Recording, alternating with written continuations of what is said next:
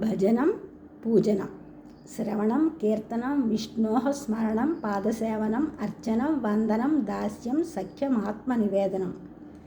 శ్రవణం కీర్తనం స్మరణం పాదసేవనం అర్చనం వందనం దాస్యం సఖ్యం ఆత్మనివేదనం అని భక్తిని 9 విధములుగా బోధించింది భాగవతం. భజనం పూజనం దైవ ప్రార్థనం చింతనం సదా సంసేవనంచ తీర్థానం శ్రవణం పాదసేవనం.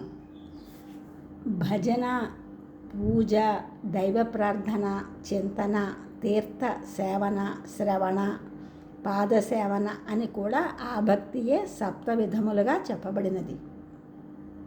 శ్రవణ, కీర్తన, అర్చన భక్తి విధానములచే బాహ్యేంద్రియ సద్వినియోగ నిగ్రహములను, స్మరణ భక్తిచే మనస్సంయమనం, పాదసేవన వందన భక్తిచే అహంకార నాశనం, దాస్య భక్తి చేత సేవాభావం, సఖ్య భక్తి చేత ఏకాత్మత, ఆత్మనివేదన భక్తిచే సర్వార్పణ బుద్ధి లభిస్తాయి భక్తుడికి. ఇవన్నీ పక్వత పొందితే కానీ భక్తి మార్గంలో ప్రయాణం చేయలేడు మానవుడు.